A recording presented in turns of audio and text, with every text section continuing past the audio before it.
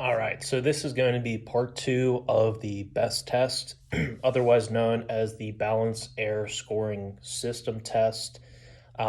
This was developed to provide clinicians with an inexpensive and practical tool for the assessment of postural stability.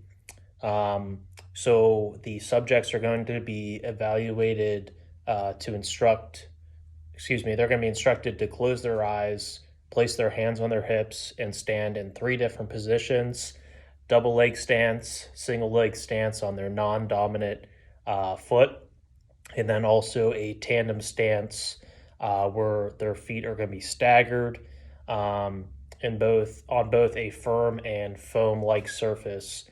Um, and each one of those are going to be 20 seconds long for a total of 6 rounds there, 3 for the foam surface, 3 for the firm surface. And they are going to be scored accordingly.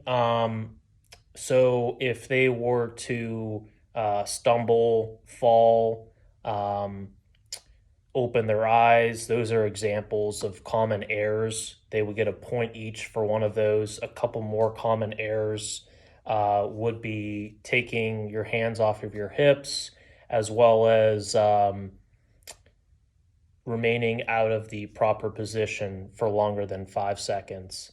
Some of the materials you're going to be needing for this test: a metronome, a stopwatch, a ruler, and then obviously a somewhat large area to conduct this test on a firm and then a foam surface.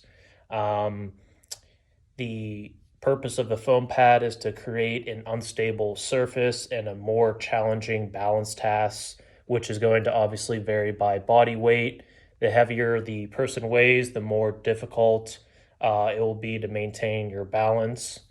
And this particular assessment test is best used as a preseason baseline evaluation, in addition to also following a concussion to evaluate the presence of the symptoms and the postural stability progress following a severe injury.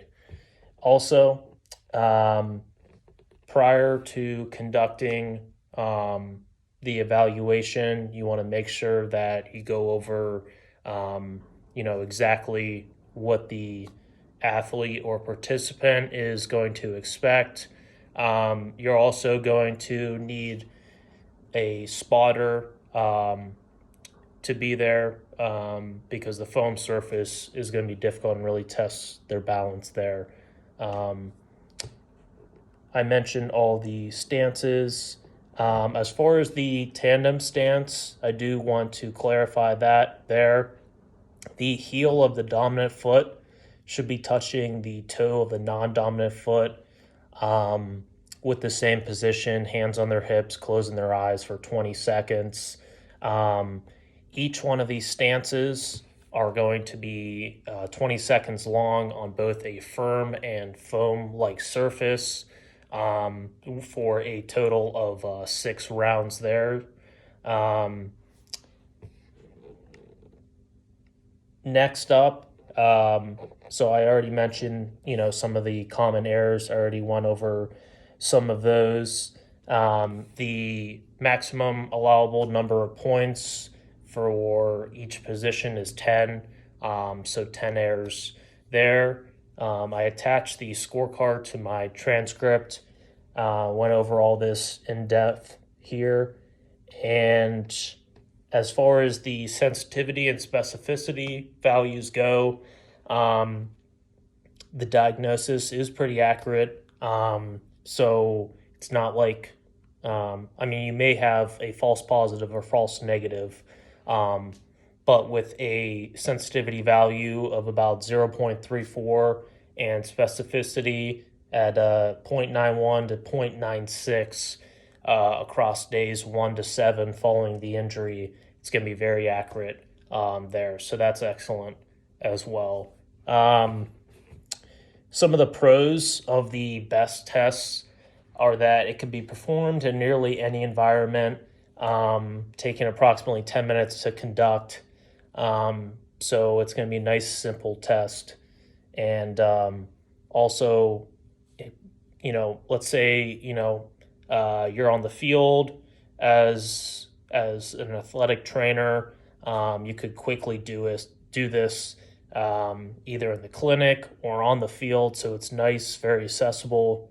Um, but one of the cons with this test are that the measures within the BESS tests are static assessments and only represent the vestibulospinal aspect of the vestibular system. These tests do not address dynamic aspects of the vestibular system or vestibulo-ocular control, thus dysfunction resulting from vestibulo-ocular impairments and symptoms may be overlooked when using only vestibulospinal assessments. Um, Also, the BESS test lacks the ability to detect balance problems after the third day of recovery. And that is everything for the BESS test. Thank you.